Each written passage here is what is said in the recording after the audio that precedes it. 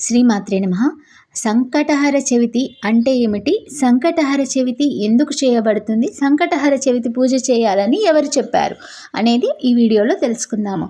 అయితే ఒకసారి దేవలోకంలో అందరూ సుఖంగా సంతోషంగా ఉన్నారు. కానీ భూలోకంలో మాత్రం ప్రజలు ఎన్నో కష్టాలు బాధలు పడుతూ సంకటాలను ఎదుర్కొంటూ ఉన్నారు. వారు బాధతో ఈ కష్టాల నుండి విముక్తి కలిగించే వారెవరైనా ఉన్నారా అని ప్రార్థించారు. అప్పుడు దేవతలందరూ కలిసి శ్రీ గణేశుణ్ణి ప్రార్థించారు. శ్రీ గణేశుడు ప్రత్యక్షమై ఇలా అన్నారు, భక్తుల కష్టాలను తొలగించడానికి నేను ప్రతి నెల కృష్ణపక్షంలో చవితి రోజున ప్రత్యేకంగా పూజించబడతాను. ఆ రోజు నన్ను భక్తి శ్రద్ధలతో ఎవరైతే పూజిస్తారో వాళ్ళందరి సంకటాలను నేను తొలగిస్తాను. అందుకే ఈ చవితిని సంకటహర చవితి అంటారు, సంకటాలను తొలగించే చవితి అని.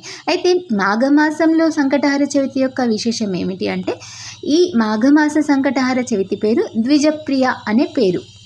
ఎందుకు అంటే గణేశుడికి ఒక ప్రత్యేక పేరు ఉంది, అదే ద్విజప్రియ. ద్విజ అంటే 2 సార్లు జన్మించిన వారు, బ్రాహ్మణులు ఋషులు. ప్రియ అంటే ఇష్టమైన వారు. ఒకసారి ఋషులు బ్రాహ్మణులు గణేశుడిని ఎంతో భక్తితో పూజించారు.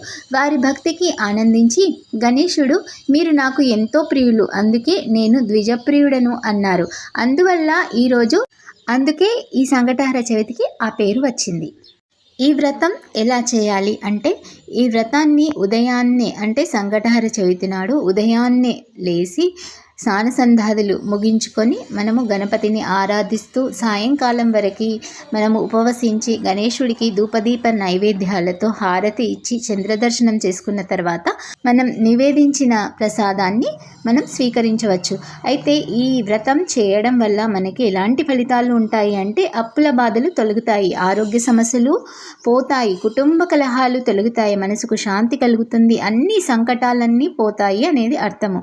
అయితే ఈరోజు మనం ప్రధానంగా పఠించవలసిన మంత్రము ఓం గం గణపతే నమః. 21 సార్లు ఈ మంత్రాన్ని పఠించినట్లయితే మనకి సంకటాలు తొలగుతాయి.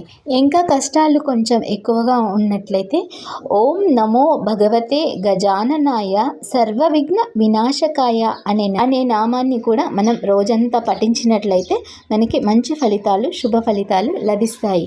ఏ ధార్మికమైన కోరిక అయినా, ఏ ధర్మబద్ధమైన కోరిక అయినా మనము సంతోషంగా ఉండాలి అనుకుంటే మనము సంకటహర చవితి చేయడం వల్ల ఉత్తమ ఫలితాలు మనకి లభిస్తాయి. ఇది నా జీవితంలో కూడా ఎన్నెన్నో సార్లు నేను సంకటహర చవితులు చేసి ఉద్యాపనలు చేసి మళ్ళీ కోరిక కోసం మళ్ళీ పట్టడం జరిగింది. అదేవిధంగా ఉద్యాపనలు జరిగాయి. ప్రతి కోరికని నెరవేర్చాడు గణేశుడు. శ్రీమాత్రే నమః.